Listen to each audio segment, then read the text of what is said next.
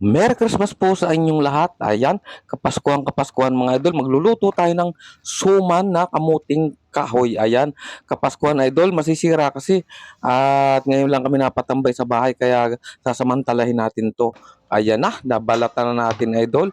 Kasi sayang naman pagka hindi natin ito nagawa.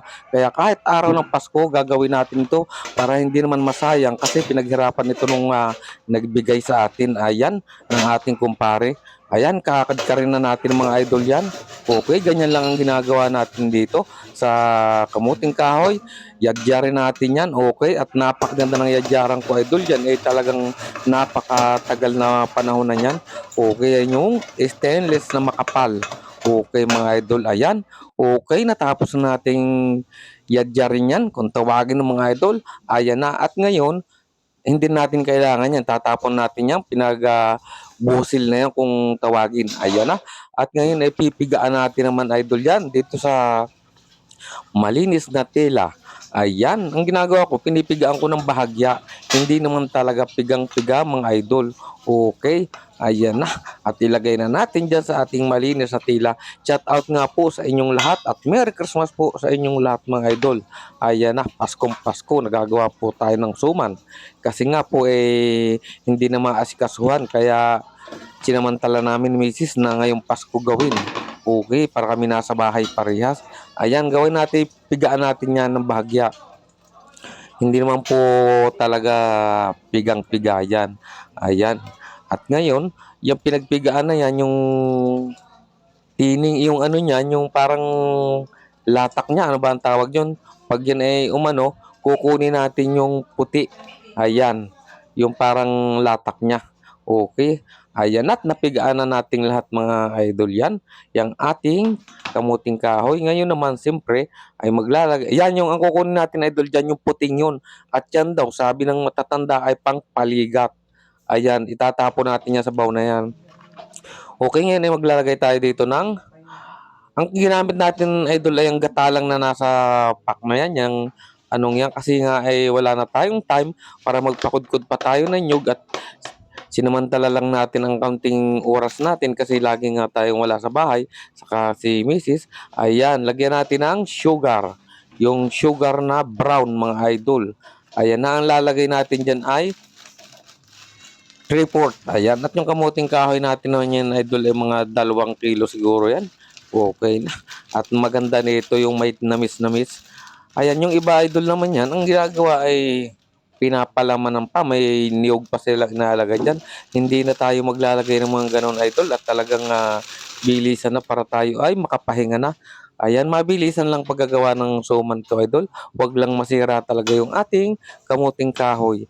Ayan, haluin natin para mag-mix yung sugar dyan sa ating kinadkod na kamuting kahoy. Okay. At mamaya-maya pag hindi na paigi idol, maghihinaw tayo ng kamay at siguro mas magandang gawin panlamas dyan ay kamay na lang talaga. Maghihinaw lang tayo ng maayos para ang kamay natin ay malinis bago natin ilamas dyan sa ating gagawing suman.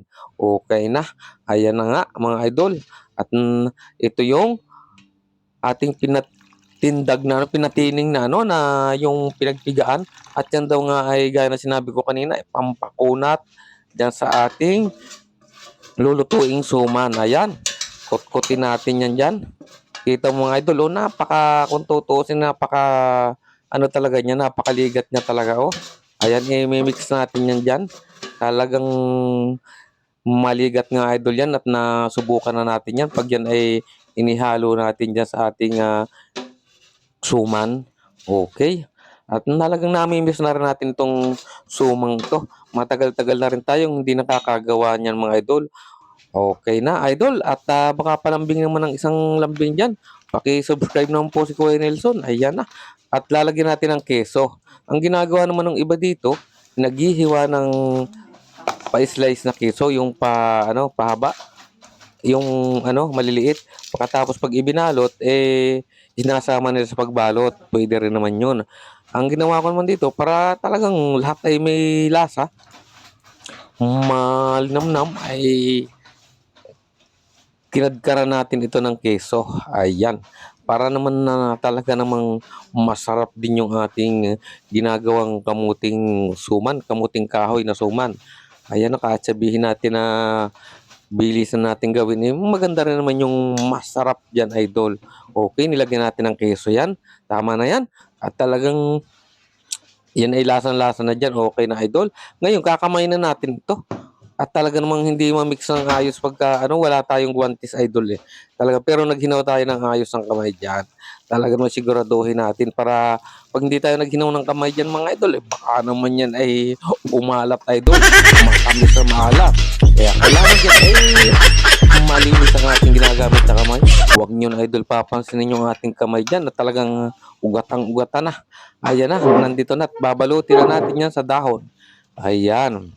At yung dahon na yun ay ginupit na ni misis at, dinarang na kanina sa apoy para sa gano'n ay madali na kami makatapos at kami ay makapahinga na. Talaga namang, 'pag nasa bahay kami, idol, ay wala na kami pahinga at, tumigil din ang bugso ng mga mamamas ko, idol, kaya sinisingit lang namin ang paggagawa nito. Mamaya ay medyo mapapatigilan naman 'yan 'pag may dumating naman na mamamas ko, mga idol. Ayan na, sigurong, lalo na 'pag ang mamamas ko ay kumukwento pa, mga idol, at tumatambay pa, eh, di siyempre maiiwan ako dito ni misis at siya ang haharap doon sa mga bisita, okey. Ayan, okey na, idol, 'yan. Talaga namang babalutin natin lahat 'yan at ngayon ay nabalot na natin lahat 'yan at isinalang na nga natin dito sa ating kaldero para 'yan ay maluto na natin. Okey na 'yan, mga idol, at talaga namang, co-cover natin 'yan at ito na nga, luto na, idol.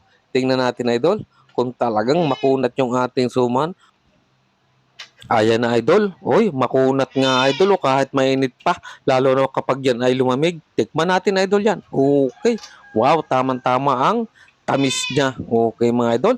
Thank you for watching.